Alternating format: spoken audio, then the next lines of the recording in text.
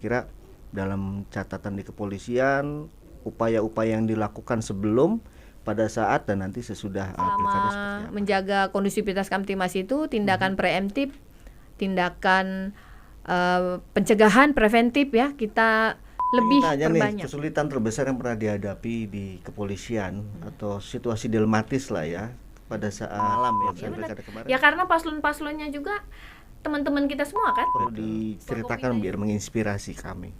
Waduh, jadi ini ya. Itu kan saya bangganya kayak apa ya? Betul. Bisa mengajak mereka Dan untuk tidak terlibat betul, hal-hal yang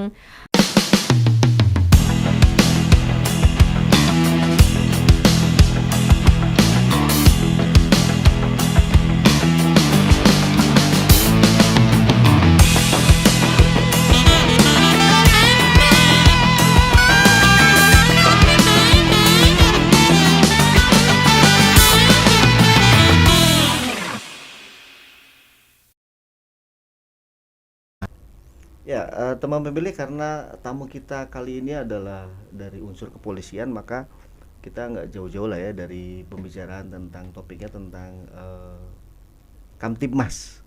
Ya, sejauh mana dalam pelaksanaan pilkada ini, kita sama-sama tahu, alhamdulillah hingga saat ini mudah-mudahan nggak ada seterusnya gangguan Kamtibmas yang berarti gitu ya, tidak seperti beberapa daerah lain yang memang ada beberapa catatan ya. Nah, kita pengen tahu nih Bunda, kira-kira dalam catatan di kepolisian, upaya-upaya yang dilakukan sebelum, pada saat, dan nanti sesudah pilkada seperti apa? Didekatkan dulu mic-nya, Bunda, ditarik aja. Oh ini. Ya, tarik aja. Ini Nah, banget sih. dideketin. Oke. Oke. Ya, kami tentunya pertama-tama mengucapkan terima kasih ya kepada seluruh warga Kabupaten Cirebon yang sudah dengan sangat antusias, kemudian sungguh-sungguh banyak partisipasi yang diberikan dalam rangka menjaga Kamtibmas di lingkungannya masing-masing. Ini menjadi hal yang krusial dalam kita melakukan kegiatan menjaga ya, memelihara keamanan dan ketertiban di masyarakat. Apalagi di momen nasional kemarin, pemilihan presiden, wakil presiden, legislatif, kemudian pemilihan pilkada serentak kemarin yang baru saja kita selesaikan, karena dari kepolisian tanggal 17 Desember 2024 itu sudah dinyatakan berakhir operasi Mantap Praja, dan kita sambung dengan persiapan operasi Lilin pengamanan Natal 2024 dan Tahun Baru 2025. Nah, dari pelaksanaan kegiatan pengamanan pilkada serentak kemarin dalam operasi Mantap Praja, ada beberapa hal yang memang kita lakukan dalam rangka menjaga kondusivitas demi kelancaran pelaksanaan pesta demokrasi pilkada serentak 2024 di Kabupaten Cirebon.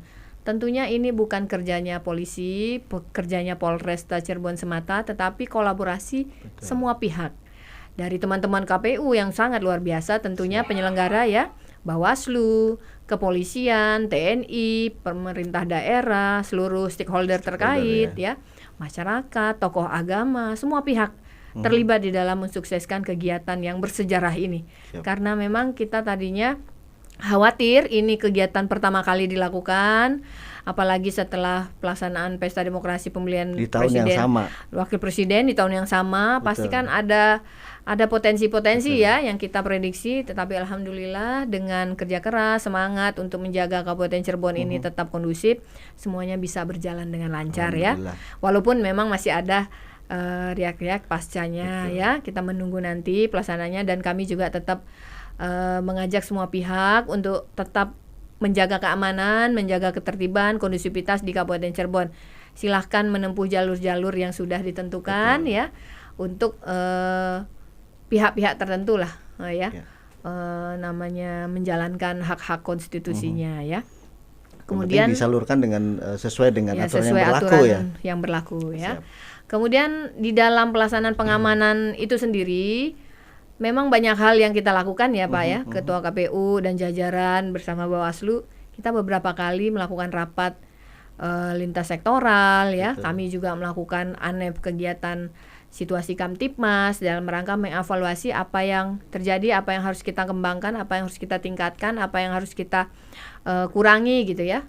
Ya pada prinsipnya tindakan-tindakan yang dilakukan selama menjaga kondusivitas Kamtibmas itu tindakan preemptif, tindakan pencegahan preventif ya kita lebih perbanyak. Betul. Kalau Diprioritaskan ya. diprioritaskan untuk kegiatan-kegiatan represi penegakan hukum memang hal yang paling terakhir kita ambil. Kalau memang 2 langkah tersebut sudah tidak bisa tidak bisa diterapkan ya. Betul. Itu pun masih bisa kita lakukan restoratif justice ya. Nah, kegiatan preemptif sendiri banyak yang kita lakukan, cooling system namanya ya. Kita melakukan silaturahmi Kamtibmas di berbagai tempat, silaturahmi Kamtibmas kepada berbagai elemen ya, tokoh agama, tokoh masyarakat, forum RT RW, Betul. para kuwu ya, bersama dengan Forkopimda yang lainnya, Kajari, pemerintah daerah, Kodim juga ya. Kita sama-sama turun untuk memberikan edukasi-edukasi ke masyarakat, untuk mengingatkan masyarakat, juga untuk mengajak mereka membangun Cirebon ya. Karena kalau bukan orang Cirebon, siapa lagi yang membangun Cirebon? Siapa lagi yang akan membanggakan Cirebon? Makanya kami juga meminta kepada seluruh warga masyarakat, jika ada hal-hal yang terjadi, jangan mudah kita mengupload ke media dulu. Tapi kita cek dulu nih, kalau memang Saring ada sebelum masalah sharing. ya kita cari tahu. Jangan sampai kita mengupload hal-hal yang keliru gitu ya. Betul. Tapi alhamdulillah sepanjang perjalanan saya menjadi Kapolresta di Cirebon sejak Januari sampai dengan saat ini, alhamdulillah semuanya berjalan. Itu semua memang dukungan semua pihak, komunikasi yang kita lakukan ya, kolaborasi. Kita juga dari KPU, Bawaslu kan beberapa kali melakukan kegiatan-kegiatan bersama ya. Memberikan edukasi, memberikan pemahaman, penekanan kepada seluruh penyelenggara ya, sampai dengan pihak-pihak pengawas juga ya. Betul. Jangan sampai mereka melakukan pekerjaannya tidak sesuai ketentuan ya. Kami juga menekankan kepada jajaran kami seluruhnya, Babin Kamtibmas, seluruh fungsi Satpung yang ada di jajaran kami untuk benar-benar netral, tidak ada yang berpihak. Karena kalau ada yang berpihak, lain lagi bahasanya ya. Betul. Kemudian kita juga mengajak tokoh agama untuk sama-sama mencerahkan warga masyarakat. Kalau tokoh agama yang bicara di masyarakat, itu banyak yang mengimplementasikan, mendengarkan, menjalankan ya. Jadi kami punya Dai Kamtibmas itu ada 100 lebih Pak.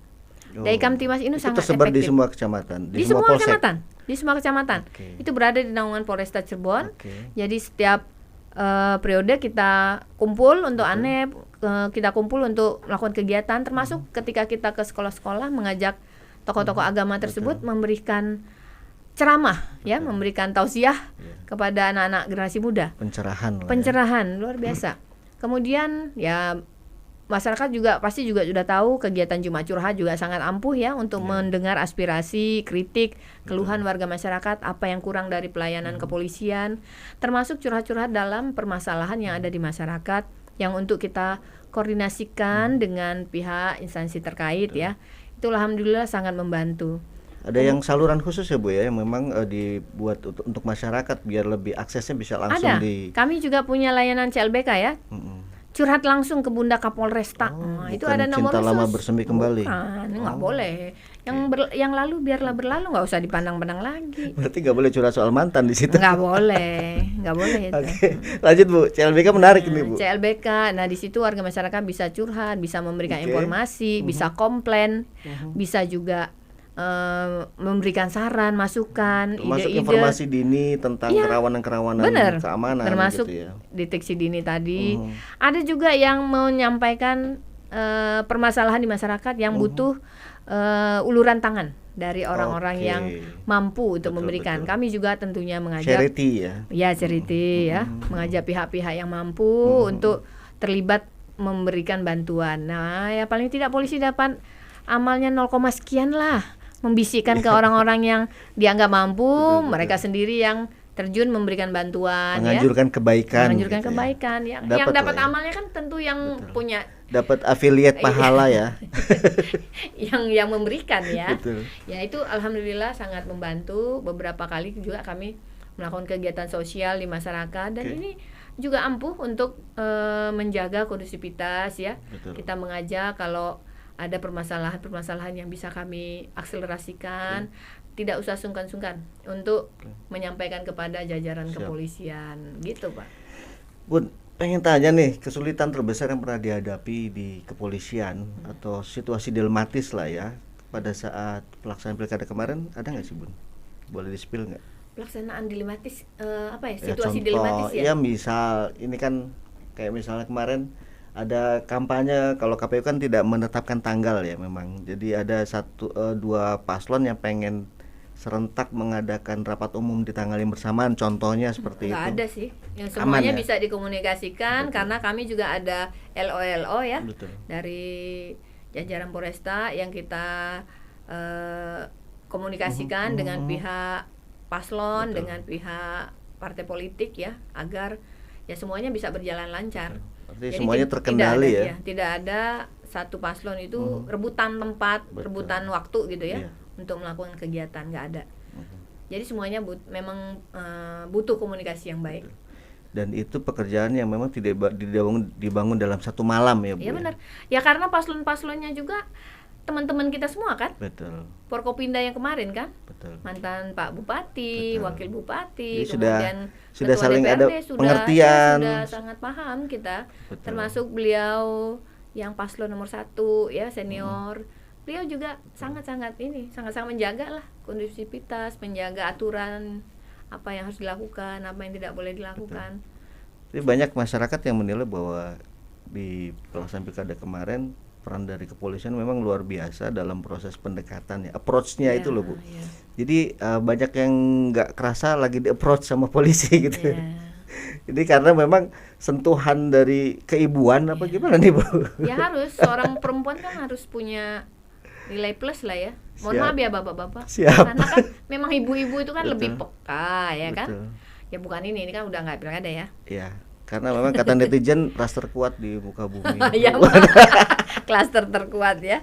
Jadi kalau nuntut kudu gitu ya. Mau gak mau. Jadi memang uniknya karena di Kabupaten Cirebon ini kebetulan Polresnya dipimpin oleh perempuan dan KPU-nya juga dipimpin oleh perempuan. Masya Allah. Tapi ya memang sentuhannya jadi beda gitu. Jadi memang Lebih detail ya, lebih cerewet, lebih detail pastinya ya. Iya, kurang lebih seperti itulah. Mau ngomong iya tapi nggak enak. Ya, jadi teman pemilih luar biasa sekali untuk pilkada kali ini, gelaran kali ini kita sudah memutus semacam dalam tanda petik kutukan bahwa dalam setiap gelaran pilkada selalu ada saja peristiwa besar yang membuat indeks kerawanannya menjadi tinggi. Untuk pada saat kali ini kan tidak ada, baik itu perusakan atau penyerangan atau demo yang tidak terkendali dan seterusnya. Ya karena kita percaya orang Aman, Cirebon pasti mencintai Kabupaten Cirebon dong. Betul. Menjaga Kabupaten Cirebon jangan sampai terjadi hal-hal yang negatif. Betul. Iya kan? Itu kita tanamkan. Jangan sampai kita tidak bisa memberikan prestasi, tidak bisa berkontribusi, malah kita membuat hal-hal yang negatif, Betul, mempermalukan Cirebon.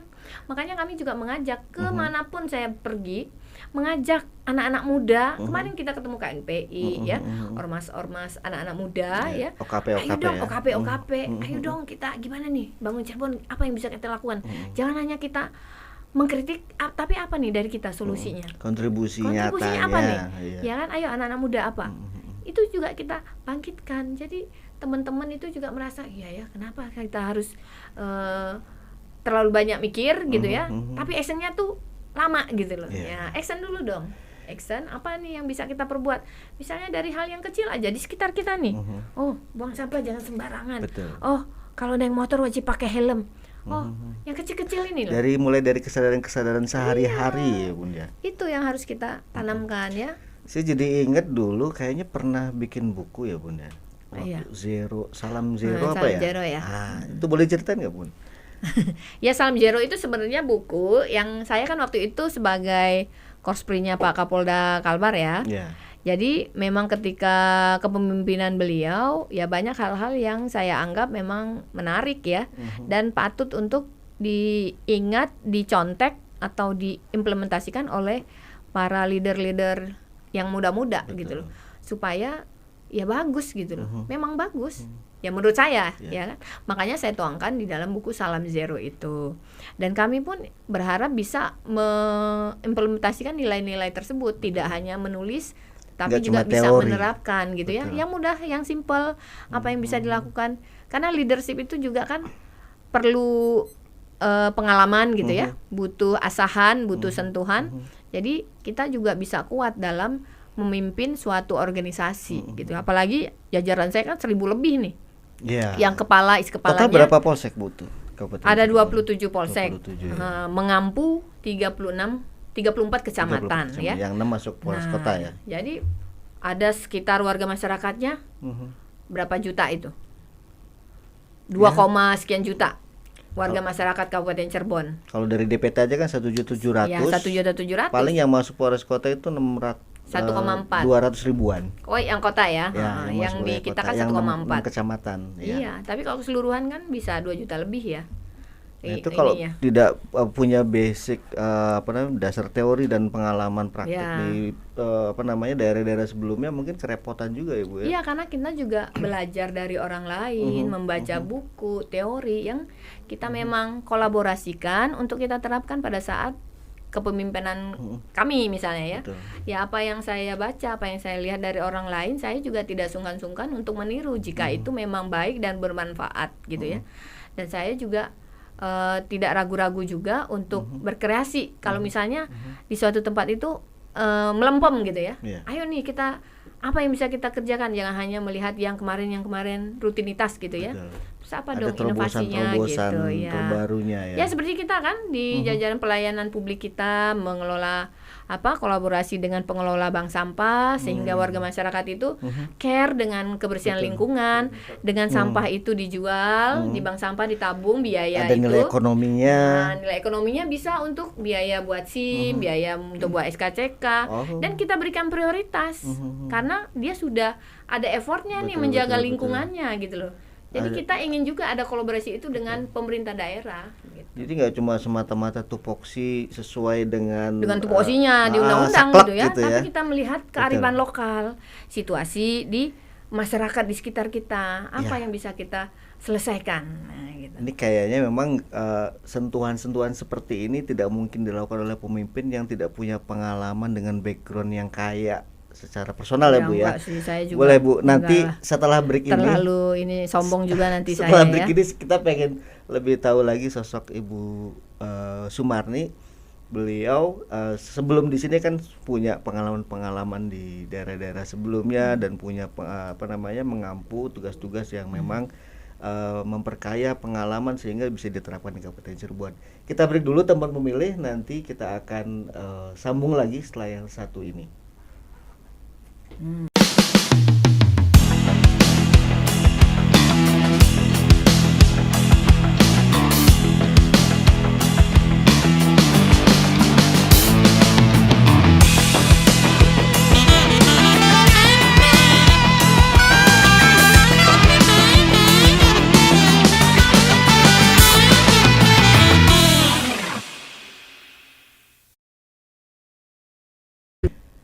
Oke, teman pemilih, kita kembali lagi di podcast KPU Kabupaten Cirebon, masih bersama narasumber kita yang luar biasa, Ibu Kombes Pol Sumarni, yang tadi sudah menceritakan banyak hal tentang kiprahnya. Nah, ini juga kita pengen tahu nih Bu, ada pengalaman yang cukup berkesan nggak di kabupaten atau kota ketika Ibu sebelum bertugas di sini?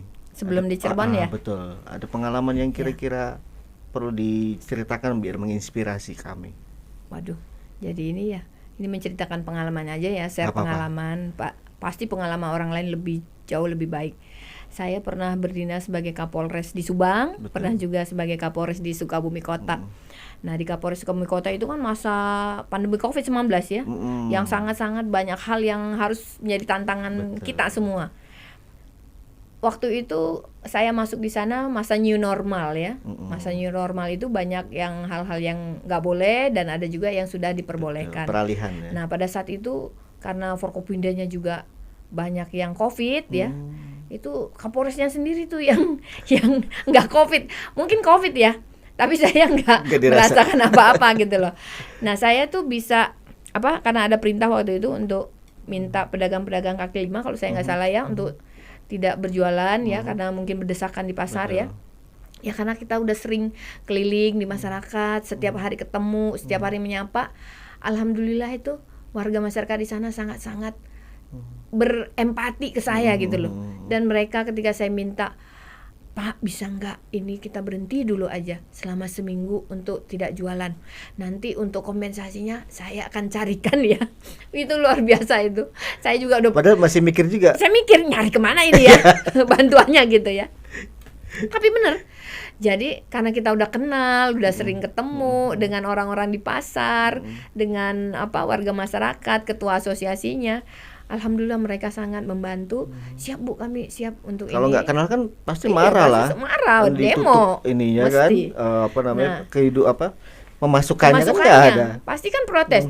Bu, kami nggak mati gara-gara COVID, tapi mati karena kelaparan. Pasti gitu itu bahasanya kan. Betul. Tapi alhamdulillah mereka sangat kooperatif ya. Dan alhamdulillahnya itu malam harinya itu ada beberapa pihak perusahaan itu ngasih bantuan ribuan box sembako. Coba.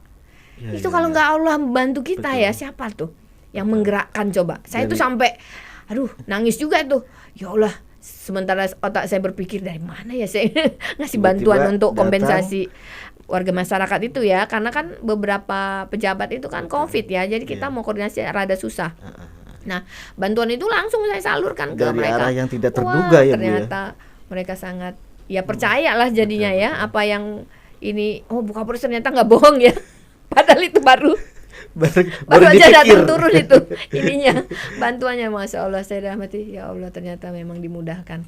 Ya alhamdulillah lah. Kemudian di sana juga di Sukabumi Kota itu karena memang banyak anak-anak yang terlibat geng motor ya, itu kan menjadi persoalan. Nah, saya membina sekitar 100-an anak geng motor ya, Briges, GBR, Monreker, STC waktu itu yang di sana ya. Sama ya, di sini juga ada begitu ya. Tapi saya belum menyentuh lah ya. Di sana kita kumpulkan, diajak bersama para kiai ya, ustadz untuk juga melakukan tausiah kepada mereka. Dibina juga dari Bimas Pol kita. Kemudian kami ajak berkegiatan ekonomi kreatif. Ya alhamdulillah itu hasil produknya mereka ya. Kita bisa pamerkan di JCC waktu itu berupa jumputan, kaos tie-dye, kemudian batik ekoprint, kemudian ada telur asin. Alhamdulillah tuh. Ya, dan saya bantuin mereka marketingnya. Itu kita bantuin untuk masuk ke catering-cateringnya perusahaan gitu ya. Wah, mereka sangat bersyukur tuh. Mereka bilang, "Pun aduh, saya terima kasih. Ini sehari saya bisa dapat 600.000 dari buat telur asin." Itu kan saya bangganya kayak apa ya? Betul. Bisa mengajak mereka Dan untuk tidak terlibat hal-hal yang negatif, mungkin kita bilang tidak ada manfaatnya ya, menjadi hal yang produktif kan. Betul. Itu mereka sangat inilah ke jajaran kepolisian ya, berempati lah. Ketika ada masalah mereka ketemu di jalan, malah mereka membantu kami gitu loh. Dan tidak pada saat saya zaman di sana, alhamdulillah ya fine lah, kondusif gitu ya. Banyak pihak juga mensupport, mendukung. Kita bangun namanya Rumah Kreatif Milenial waktu itu bersama Sukabumi Hub ya. Kemudian banyak produknya juga kita pasarkan melalui offline maupun online. Kita juga punya bager. Nah, saya kan di sana ada bagernya tuh, makanya bagernya ada di tuh. sini, Jadi bager itu singkatan bermanfaat, amanah, gerak cepat, etis, ulet dan religius waktu itu. Jadi kita mau warga masyarakat, termasuk kami sendiri itu jadi bager gitu ya. Ininya tagline-nya ya, supaya untuk penyemangat kita lah. Ya. Ini kreatif sekali ya Bun ya. Maksudnya kalau boleh saya komentar sih kayak out of the box gitu ya. Maksudnya, ya itu padahal di zaman COVID loh ya, di zaman COVID yang sangat-sangat orang terbatas akses, ya kita juga menerapkan protokol ini ya, physical distancing ya, untuk berkegiatan. Betul. Itu kemudian ada beberapa ini juga waktu itu karena mereka panik ya, ketika mengalami terkena COVID, ditolak di berbagai rumah sakit, itu kan lapornya ke polisi. Gitu ya. Aduh. Itu makanya itu di luar tupoksi. Di luar tupoksi. Tapi ya dengan komunikasi kita dengan pihak-pihak rumah sakit ya, mereka juga bisa terbantu. Termasuk yang mau melahirkan waktu itu ya, lapornya ke kantor polisi supaya untuk diterima. Itu kan berarti kan pengakuan secara langsung dari masyarakat kan gitu. Jadi ada anak warga masyarakat yang dari Parungkuda waktu itu kalau nggak salah, dari Parungkuda, beliau itu mau melahirkan karena situasinya COVID ya, beliau juga COVID, agak terkendala itu untuk bisa melahirkan ya. Penanganannya ya kita juga bantu waktu itu supaya mendapatkan penanganan yang maksimal. Jadi setelah lahiran itu anaknya dikasih nama Sumarni Presisi itu. Oh iya. Iya benar. Itu ya alhamdulillah lah bisa membantu walaupun nggak banyak ya. Betul. Sampai ke nama ya udah. Sampai ke nama. Udah apa namanya? Udah menginspirasinya sampai ke nama gitu ya. Iya. Di Subang juga sama ya. Saya juga sama apa yang saya lakukan di Sukabumi. Dan apa yang saya lakukan di Subang, termasuk di Cirebon, kami juga kemarin membina anak-anak jalanan ya, kumpulkan mereka untuk mengajak mereka sampai kapan dong kita mau di jalanan terus ya. Gitu ya. Mereka juga bilang, Bun, saya juga ketika ada kesempatan yang lebih baik pasti saya pindah, Bun, katanya. Ya udah, waktu itu saya berikan pelatihan barista kopi ya. Kepada mereka, ternyata ada beberapa mereka yang jago. Udah bisa buat artnya gitu loh. Lah kenapa kamu nggak kerja di ini? Bun, saya mau deket orang tua saya, makanya saya keluar dari ini. Oh ya udah, nanti kamu saya cariin tempat deh untuk itu. Terus saya tahu juga ada yang pintar nyetir, pintar ngemudi ya. Dia di jalanan karena apa? Karena bukan susah ya, belum dapat kesempatan bekerja gitu ya. Ya udah, saya akses dan informasi saja ya. Akses aja. Ya kita carikan. Itu sangat-sangat inilah. Jadi mereka sekarang ya dikurangi lah kan, dari yang mungkin 10 kita udah ambil 2 gitu ya. Nah, ada beberapa juga saya salurkan ke tempat kerja yang lain. Ya, itu teknik-teknik saya untuk merangkul mereka supaya mereka tidak menjadi korban atau menjadi pelaku kejahatan gitu loh. Nggak semata-mata melakukan penindakan saja ya. Enggak. Dan ini Bun, dengar-dengar informasinya ini soal ketahanan pangan nih. Polisi juga punya peran cukup penting nih di sini. Ya, karena kemarin ketika arahan Pak Presiden ya, pada saat apel Kasatwil, kami juga dikumpulkan. Pak Presiden itu berharap Indonesia ini benar-benar swasembada pangan. Oleh karena itu TNI Polri ya, kalau TNI kan sudah lebih duluan untuk bergerak di bidang ketahanan pangan, di penanaman padi ya, di lahan basah gitu. Kalau kami lebih fokus ke lahan yang kering, menanam jagung dan tanaman-tanaman lainnya. Oleh karena itu di jajaran kami juga sudah melakukan beberapa kegiatan ya. Di Polres sendiri, polsek-polsek jajaran juga sama. Kita membangun pekarangan-pekarangan kita sendiri untuk memanfaatkan juga lahan-lahan yang ada, kolaborasi dengan masyarakat, menanam tanaman-tanaman yang bermanfaat. Ya salah satunya jagung. Kalau jagung kita kolaborasi dengan desa, kolaborasi dengan pihak swasta, dengan warga masyarakat, kelompok tani ya, untuk bisa sukses penanaman jagungnya tentunya dengan tidak terpakai, lahan kering lah, lahan tidur ya. Kita manfaatkan, tentunya dibantu PPL ya dari Dinas Pertanian. Ya, sekarang jagungnya udah agak tinggi tuh. Ya, semoga bisa menghasilkan lah ya. Ini kan pilot project pertama kan yang kita buat. Kemudian kami juga meminta warga masyarakat, seluruh warga masyarakat yang ada di Kabupaten Cirebon memanfaatkan lahan pekarangannya. Tanam tanaman apapun yang bermanfaat untuk kebutuhan sehari-hari. Misalnya sayur, caisim, pokcoy gitu ya. Kemudian cabai-cabean, tomat. Cabai aja, Bu. Oh iya, cabai aja ya. Cabai-cabean lain ya ininya. Boleh juga kalau tanam kali. Nah, itu bisa memanfaatkan ember pecah ya, plastik-plastik bekas daripada dibuang, dimanfaatkan untuk wadah tanaman itu. Kak, Bu, saya nggak punya tanah. Nggak usah, pakai aja teras rumah. Kita manfaatkan ember bekas, ban bekas untuk wadahnya ya kan. Atau digantung misalnya space-nya nggak ada. Nah, ini kami berharap banyak teknik lah ya. Banyak teknik. Warga masyarakat itu gencar juga untuk melakukan hal tersebut. Tidak hanya tanaman, mereka boleh berternak lele di ember, berternak ikan di kolam, atau berternak ayam yang bisa mereka kerjakan lah. Paling positif, tidak produktif, ini untuk memenuhi kebutuhannya ya kan. Kemudian juga mencegah terjadinya stunting. Jadi kebutuhan sehari-hari terpenuhi ya kan, zat mineral, protein bisa dipenuhi dari rumah sendiri.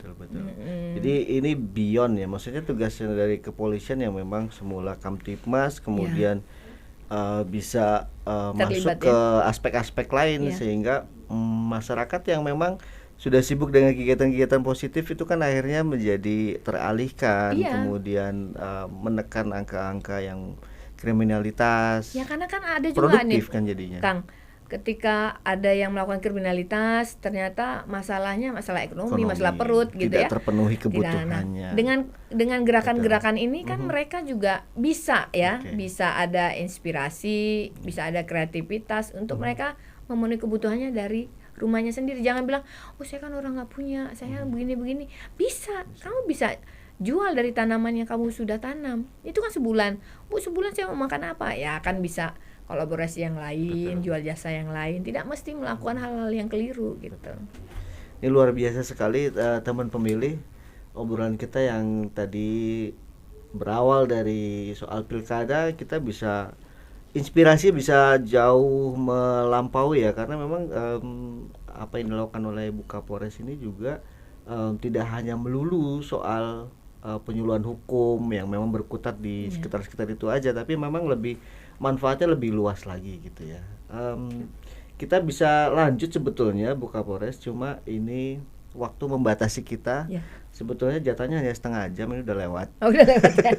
Nggak kerasa karena banyak hal yang dibicarakan, dan mungkin teman pemilih juga mendapatkan banyak inspirasi ya, di luar soal masalah pilkada, soal pemilihan segala macam. Kita juga bisa mendapatkan banyak sisi-sisi positif atau inspirasi-inspirasi yang mungkin bisa memantik buat teman-teman pemilih untuk rencanakan hal-hal yang positif di kemudian hari. Mungkin ini saja, sampai di sini Bu Kapolres. Terima kasih atas kedatangannya, sudah berbagi dengan kami, dengan teman pemilih. Semoga apa yang disampaikan bermanfaat, dan saya pribadi juga saya merasakan bermanfaat sekali cerita-ceritanya ini. Boleh closing statement nggak aku? Boleh, silakan. Boleh, ya? Silakan.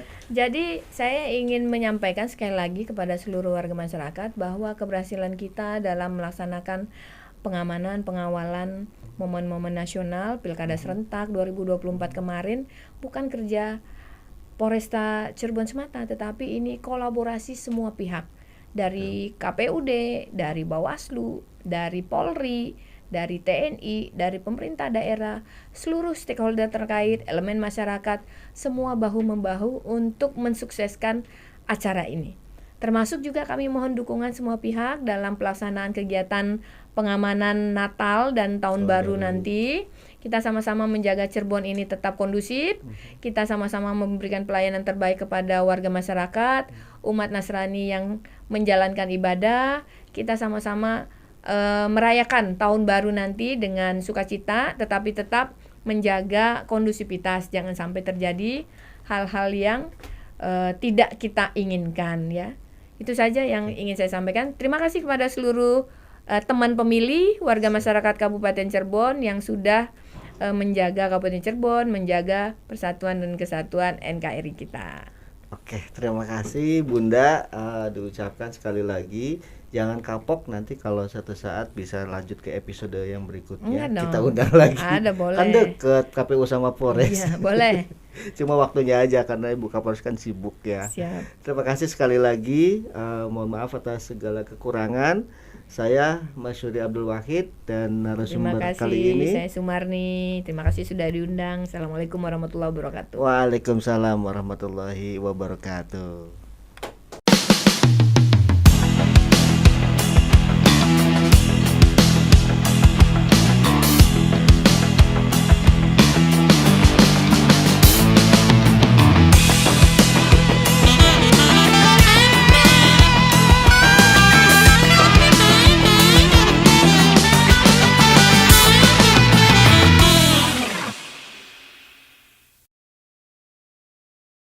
Oke, teman pemilih, kita masih bersama dengan tamu istimewa kita kali ini, Ibu Kombes Pol Sumarni.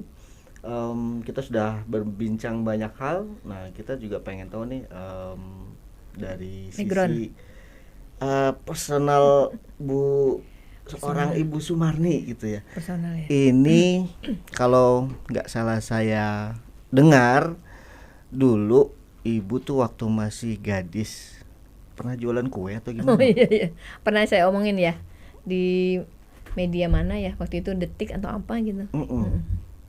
Karena saya ngumpulin referensi dulu. Oh kan? iya, oh iya. Iya dong. Saya juga nggak pernah lihat itu di medsos tentang saya. Iya benar-benar. Boleh ceritakan? Boleh cerita ya? Iya dong. Saya Kang nggak pernah juga malu ya dengan masa kecil itu, karena setiap saya keliling ke sekolah-sekolah, ke pondok pesantren, ke tempat manapun, saya pasti sharing tentang masa kecil saya. Karena saya menganggap apabila ada orang-orang yang mungkin dulu berada di posisi saya, jangan sampai mereka berkecil hati. Betul. Jadi dia tetap bisa semangat. Ada banyak anak-anak itu yang tadinya mungkin minder gitu ya. Setelah ketemu saya dia semangat mau sekolah gitu ya. Ada di Sukabumi. Dulu kan saya Kapolres di Sukabumi kota ya. Jadi saya ketemu anak perempuan, dia jualan kue, anak kecil. SMP ya, mau masuk SMP tuh, kelas 6 mau masuk SMP. Saya tanya, kenapa nggak sekolah deh? Ini kan jam sekolah. Saya udah putus sekolah katanya. Kenapa putus sekolah? Saya harus jualan kue begini. Enggak. Saya ajak ngomong, saya ajak cerita ya anak itu. Dulu ibu juga jualan kue seperti kamu persis, tapi ibu nggak pernah patah semangat. Ibu tetap sekolah, tetap belajar, bantu orang tua ya. Ini jualan nggak apa-apa. Saya bilang. Dan buktinya sekarang ibu bisa jadi Kapolres. Ayo kamu semangat, kamu sekolah lagi ya. Akhirnya sekolah. Dan dia sekolah sampai sekarang udah SMA nih. Setiap ini juara. Setiap ya. Dia selalu report ke saya, Bun, saya juara ini, saya juara 2, saya juara 2 terus tuh. Belum juara 1 sih, memang masih juara 2. Tapi pencapaian yang luar biasa yang berawal dari inspirasi seorang Ibu Sumarni kan. Jadi memang dulu saya waktu kecil ya, saya tuh nggak bisa diam. Beda dengan kakak saya, adik saya ya. Beda kami tuh 7 tahun. Kalau kakak saya mungkin ya karena mungkin nggak enak kan. Kalau saya orangnya kreatif lah. Nggak ada, misalnya nggak punya uang nih. Apa ya yang bisa dijual? Oh, punya kulkas nih di rumah. Udah kita buat es deh. Ada kacang hijau misalnya, masak kacang hijau masukin ke dalam apa tuh? Plastik, masukin ke freezer gitu ya. Gila, udah dibawa ke sekolah jualan. Uangnya dapat buat saya jajan. Sayangnya orangnya nggak pernah malu sih ya. Dia bagi saya, kita nggak mencuri ngapain harus malu gitu loh. Terus saya jualan macam-macam kue, donat, kue coipan. Itu saya jago lah buat begitu-begituan ya. Kemudian macam-macam deh, jualan nasi kuning, jualan bubur. Wah, sampai jualan banyak hal lah yang saya lakukan. Dan setelah jadi polisi pun saya kulakan di Tanah Abang tuh jualan pakaian. Masih. Jadi saya tetap hobinya sih ya kali ya. Yang penting kan nggak jualan kasus ya. Betul. Aman lah. Nah hal-hal seperti itu saya bagi ke anak-anak pondok pesantren yang mungkin terbelakang ya, yang pondok pesantren yang mungkin memerlukan bantuan. Betul. Santri-santrinya maksud saya berbagi dan mereka senang saya cerita seperti itu. Jadi saya bangga aja, makanya saya cerita ke Detik. Nggak apa-apa saya diceritain karena maksud saya untuk memotivasi anak-anak yang saat ini apalagi Gen Z kan, mereka itu rada-rada baperan, minderan, ya nggak? Ya, mental health. Mental health. Jadi ya harus kuat mental untuk menghadapi kehidupan. Memang kita kadang-kadang ada dihina ya. Saya waktu itu pernah mau masuk polisi. Gitu. Jadi saya mau masuk polisi itu, tetangga sebelah rumah itu nanya. Saya latihan lari sana lari sini gitu ya, skipping segala macam, ditanyain. Fisik, ya. Mau ngapain katanya? Mau daftar polisi Neksu gitu kan, karena panggilan ibu-ibu di sana kan begitu sesuai ininya. Gak mungkin kamu lulus, orang miskin mah gak akan lulus. Begitu. Saya bilang dalam hati, ini jahat banget sih ibu ini. Itu malah memotivasi. Enggak, tapi saya cuma bilang jahat amat sih. Tapi saya nggak peduli sih waktu itu. Tapi alhamdulillah tuh Tuhan mungkin ini ya sangat membantu lah, menunjukkan nih ya orang yang kamu hina tuh ternyata jadi kok. Jadi saya dimudahkan aja. Sampai sekarang jadi Kapolres udah 3 kali kan.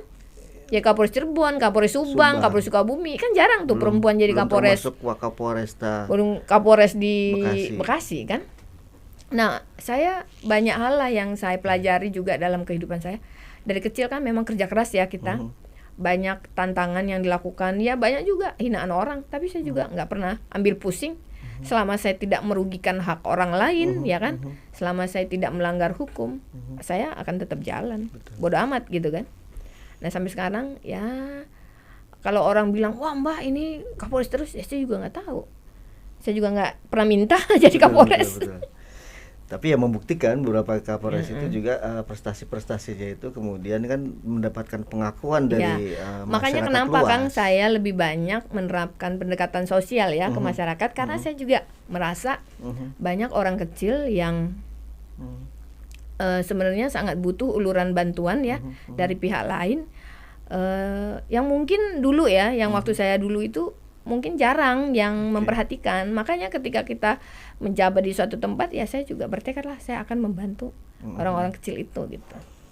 Ya, ini kisahnya memang sangat inspiring sekali ya teman pemilih ya. Jadi dalam situasi mungkin jika Anda merasa dalam titik terendah dalam hidup Anda, Anda bukan orang yang jangan pernah menyerah ya. Pasti banyak kesempatan yang akan kita dapatkan.